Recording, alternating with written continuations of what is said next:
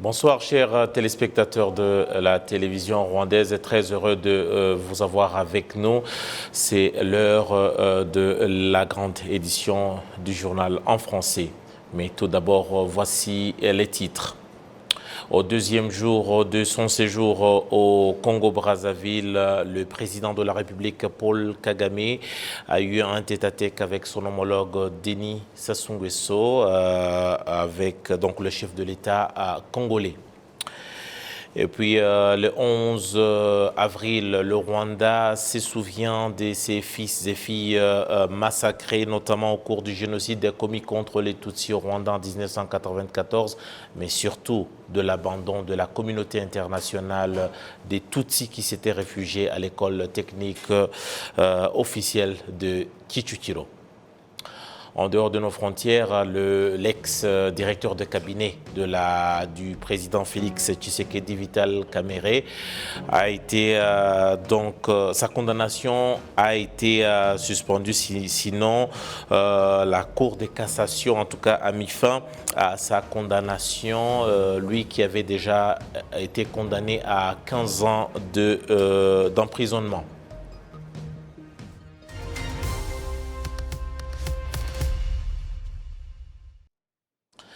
Une fois de plus, bienvenue à cette édition. Je vous le disais en titre que le président de la République, chef de l'État, Paul Kagame, au deuxième jour de son séjour au Congo, dans la ville de Brazzaville, le chef de l'État, Paul Kagame, s'est donc entretenu. Il a eu un tête-à-tête avec son homologue congolais, le président Denis Sassou Nguesso.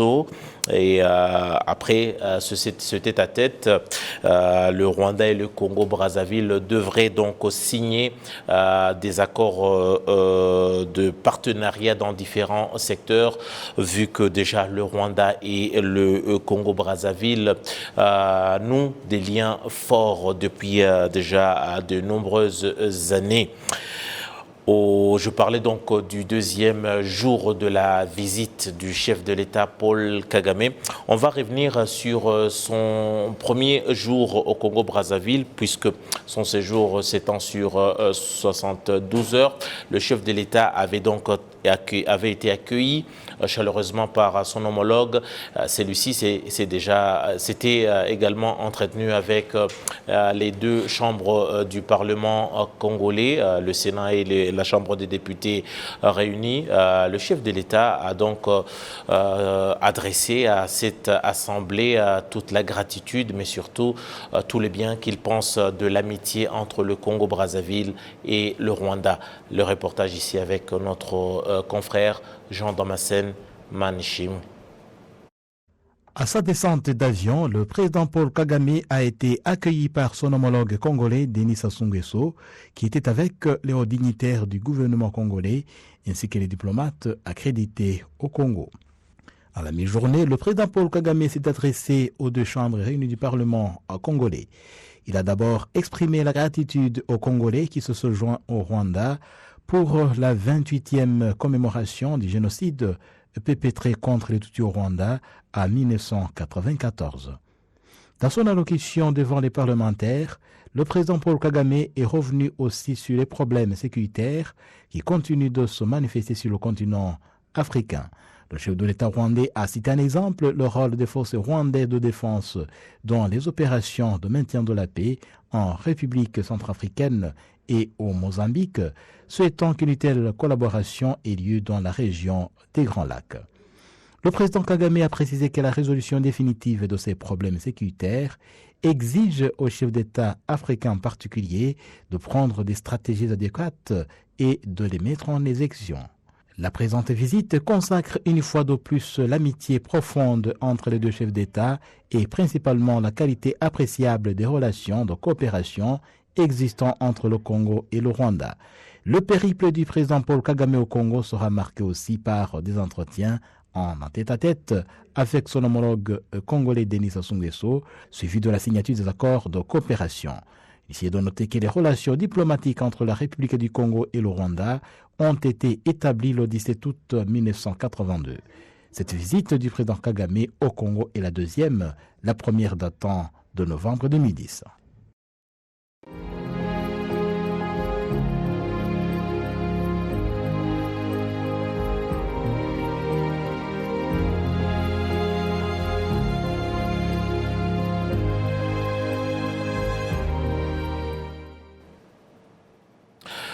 Bienvenue à cette page en rapport avec la commémoration du génocide commis contre les Tutsis au Rwanda en 1994. On va commencer par l'Office rwandais, ou en tout cas le Bureau rwandais d'investigation RIB, qui met en alerte et surtout en garde toutes les personnes qui s'adonnent à la circulation de certains messages dont le caractère est de nier et surtout de nier le génocide commis contre les Tutsis en cette période si sensible où le Rwanda se souvient plus d'1 million de victimes du génocide commis contre les Tutsis. Le Bureau rwandais d'investigation déclare que toute personne qui se rendra coupable sera donc punie selon les dispositions légales au Rwanda. Les détails ici, c'est avec Kassim Youssouf. Des observateurs avisés disent que le monde est comme un village parce que la technologie fait que tout ce qui se passe sur les réseaux sociaux tels que Twitter, Facebook, Instagram et autres attend tous les 4 coins du monde dans un laps de temps.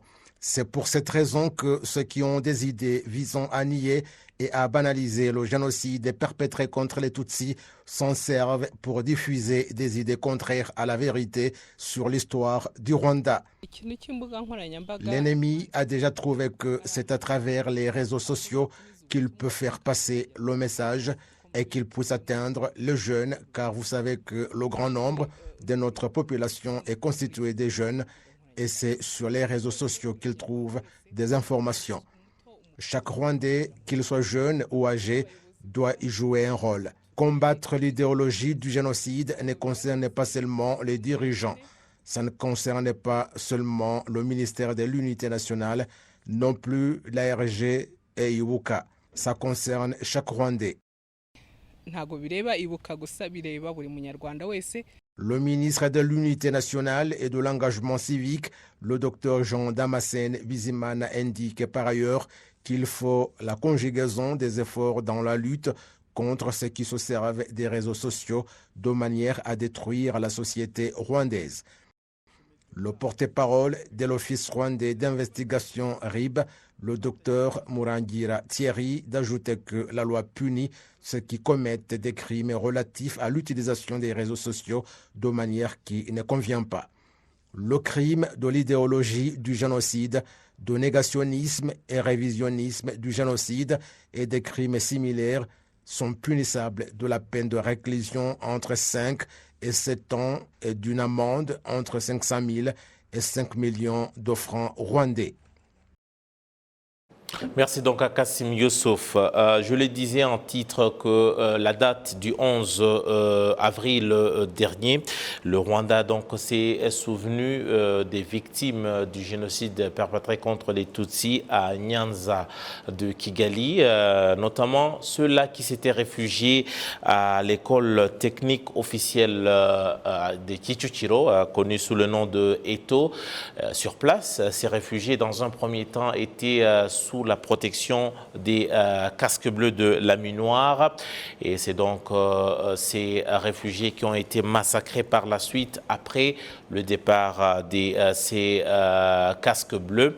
Aujourd'hui, le président de Ibuka, Nkuranga Egide, revient sur cet épisode triste de mémoire et surtout sur la responsabilité des Nations Unies à cette époque. Il rappelle surtout à la communauté internationale de faire face à ses responsabilités 28 ans après les génocides commis contre les Tutsis.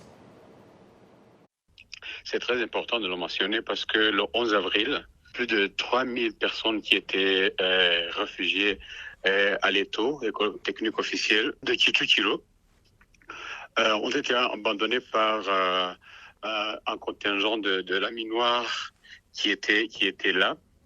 Et le contingent a été constitué par surtout les soldats belges, Alors, quand ils sont partis, ça se comprend, les réfugiés étaient restés entre les mains des milices, des miliciens néanmoins des gendarmes. Donc, vous comprenez ce qui a suivi immédiatement. On parle d'environ 2000 à 3000 Tutsis qui ont été tués ce jour-là. Est-ce que aujourd'hui, avec un peu de recul, est-ce que vous, en tant que président d'Ibuka, qui regroupe plusieurs associations des rescapés du génocide, vous estimez que la communauté internationale est consciente de cet échec-là, M. Egide? Oui, je crois que après ce qui s'est passé, après le génocide, la responsabilité de la communauté internationale était vraiment visible. D'après les discussions qu'on a eues, d'après les discours qu'on a suivis de certains responsables des Nations Unies, et je pense qu'ils sont conscients. D'ailleurs, les Nations Unies ont demandé pardon, donc je pense qu'ils sont vraiment conscients de leur acte. De leur échec, si j'ose dire, même si c'est passé, donc je pense qu'ils sont responsables de ce qu'ils ont fait.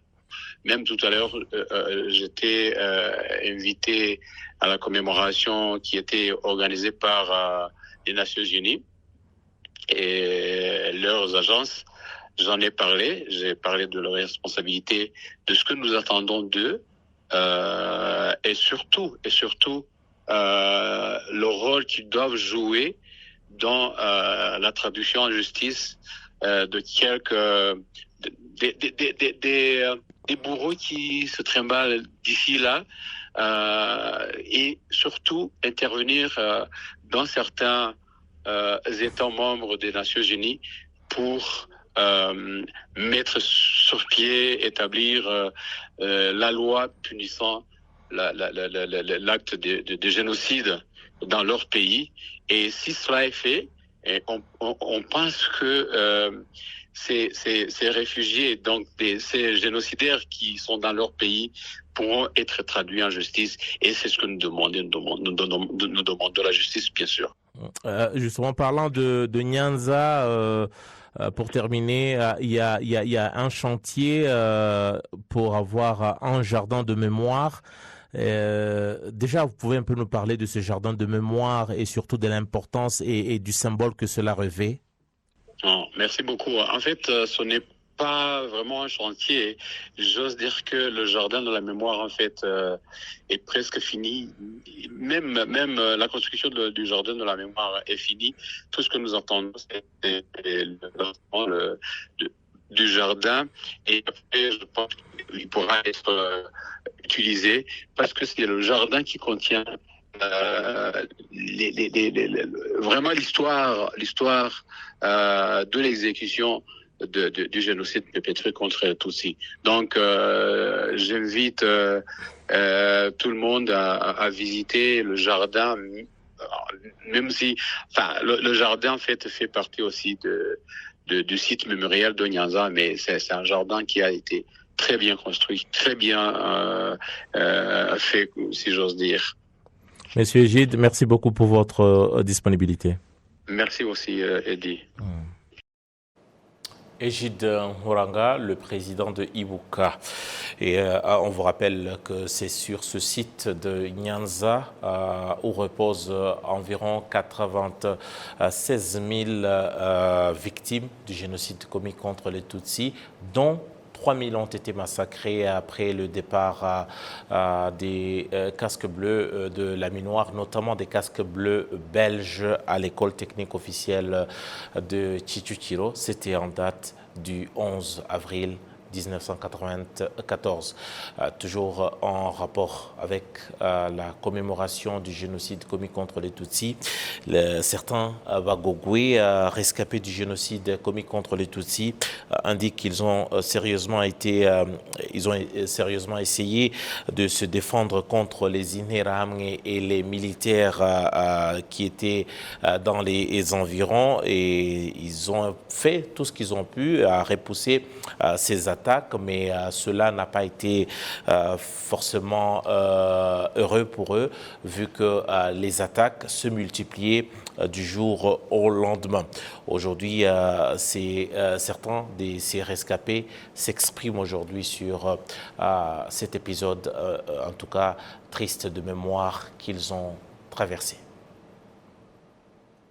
Tout au début du génocide perpétré contre les Tutsis, un grand nombre de Wagogwe s'étaient rassemblés à Ndoragni dans le secteur de Mudende et s'étaient engagés à faire face aux attaques meurtrières des Interahamwe. Munyanshoza Eliphaz, qui, pendant le génocide perpétré contre les Tutsis, était encore jeune, fut parmi les premiers à faire face à ces attaques. Il dit qu'ils ont repoussé pas mal d'attaques des Interahamwe et qu'ils ont même capturé vif celui qui dirigeait ces assoiffés du sang. Il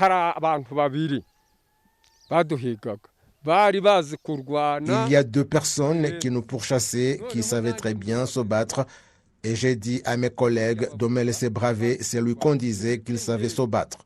Nous nous sommes battus et je l'ai mis à terre, et ceux qui étaient derrière lui ont fui.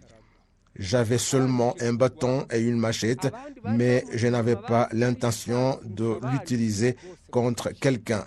Je l'ai sérieusement battu et c'est mon père qui m'a dit de ne pas être le premier à verser du sang et je l'ai laissé partir.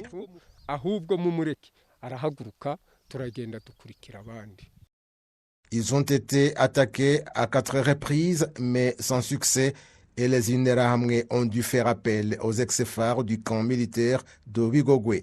La situation s'est donc renversée et ils ont succombé sous les balles et des grenades. Des actes de bravoure des Wagogwe face aux Interahamwe ont été également observés à la paroisse de Busasamana.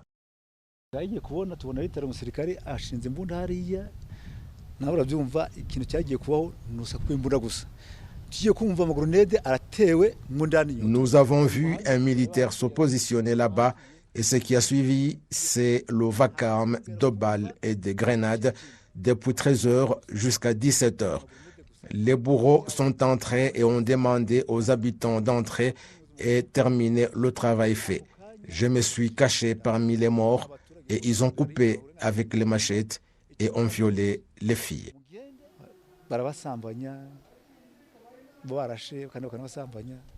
Abdiarimana Jean de Dieu et ses collègues qui s'étaient cachés parmi les morts se sont dégagés de ces corps pendant la nuit et ont pris la route passant par Mudende où d'autres Wagogwe avaient été massacrés vers la République démocratique du Congo.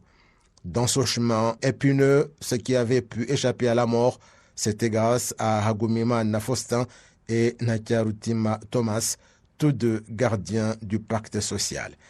Après l'arrêt du génocide perpétré contre les Tutsis, Munyanshoza Eliphaz est rentré au domicile familial à Ndoragni et a cohabité avec ceux qui ont massacré ses proches.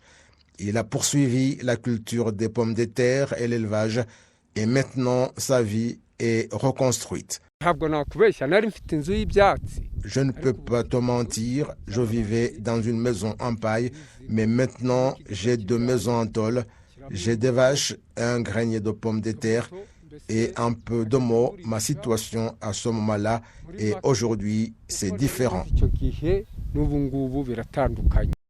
Il n'est pas le seul de cette zone dont la vie s'est reconstruite, car il y a d'autres qui ont des fermes et ceux qui se sont installés dans différentes villes pour poursuivre le chemin du renouveau.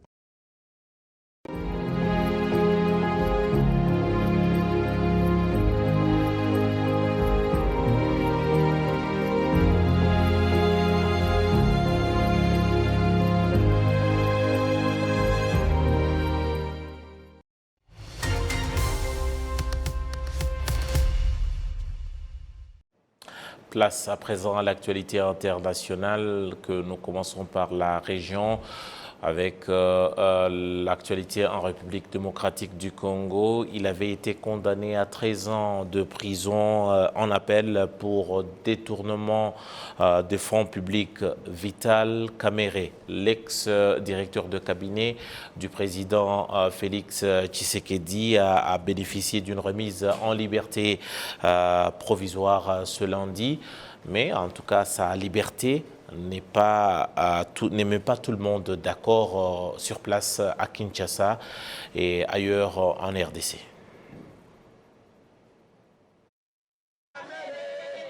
Devant le QG de l'UNC, les militants chantent à la gloire du président du parti.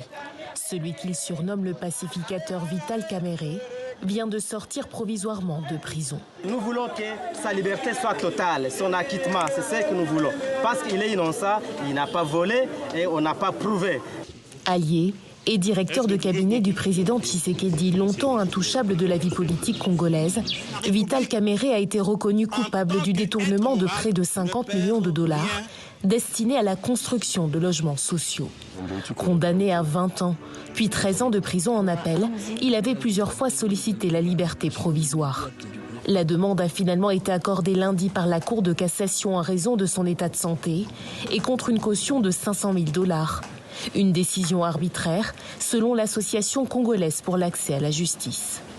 Ce n'est pas une décision en réalité judiciaire, mais dictée par une main noire politique. Et nous dénonçons cet état des choses parce qu'à la fois, ça compromet toute la lutte pour laquelle des hommes et des femmes sont engagés dans ce pays, mais ça compromet aussi l'indépendance de la justice.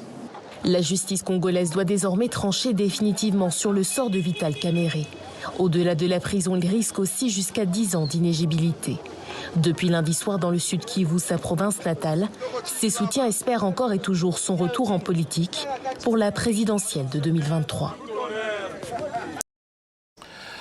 Terminons par la France. Vous savez, c'est la présidentielle qui bat son plan là-bas, notamment avec le deuxième tour, avec le face-à-face Emmanuel Macron, Marine Le Pen. Aujourd'hui, le président français se dit prêt à négocier avec, en tout cas, sa base électorale, notamment sur la question de l'âge de la retraite de 65 ans. En tout cas, une décision qui n'avait pas plu de tout le monde à l'époque déjà et aujourd'hui qui, en tout cas, mettrait mal à l'aise le président candidat Emmanuel Macron. C'est sans doute la proposition la plus controversée du président candidat, la retraite à 65 ans. À Carvin, dans le Pas-de-Calais, c'est en tout cas celle qui suscite le plus d'incompréhension chez les habitants. La retraite 65 ans, non. Alors, non. Ceux qui sont dans les bureaux, oui. Mais pas ceux qui travaillent, les maçons, la plomberie, tout ce que vous voulez, travail dur, non. Pas d'accord. Déjà, on n'est pas si loin. Vous voyez, on progresse. La réforme divise, alors Emmanuel Macron lâche du lest. Il envisage finalement un report de l'âge de départ en retraite à 64 ans, plutôt qu'à 65 comme prévu au départ. Face aux électeurs, il insiste aussi sur une réforme progressive. Dès 2023, l'âge de départ serait retardé de 4 mois par an. Enfin, il reste flexible sur le calendrier. J'ai donné un horizon qui est à 2030. Il n'y a pas de fétichisme. C'est-à-dire que si on doit se donner un horizon plus court pour bouger l'âge de référence, ça peut faire partie des choses qu'on discute. Le président candidat n'exclut pas non plus un référendum sur la question des retraites s'il est réélu dans 13 jours. Voilà, avant donc de vous quitter, on va vous dire, ça vient donc de nous tomber juste à l'heure, on vous parlait de la visite du chef de l'État Paul Kagame à Brazzaville.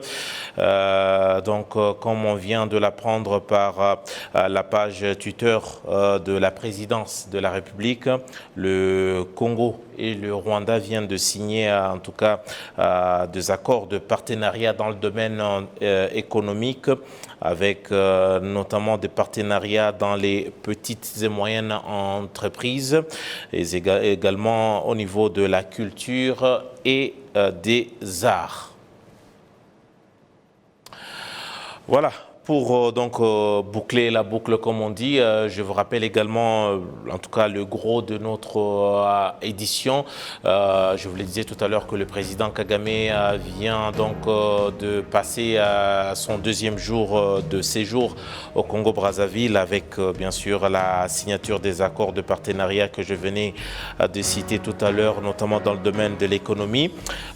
Également, le Rwanda a commémoré pour donc la 28e de suite le génocide commis contre les Tutsis et en particulier les réfugiés qui s'étaient réfugiés donc dans les camps qui étaient gardés par les casques bleus belges de la Minoire et plus de 2000 victimes ont succombé en date du 11 avril après abandon donc de ces casques bleus.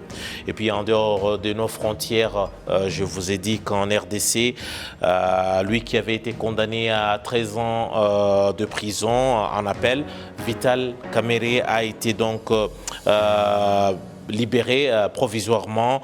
La décision qui n'a pas en tout cas mis tout le monde d'accord, ses partisans ainsi qu'aujourd'hui ses détracteurs en RDC.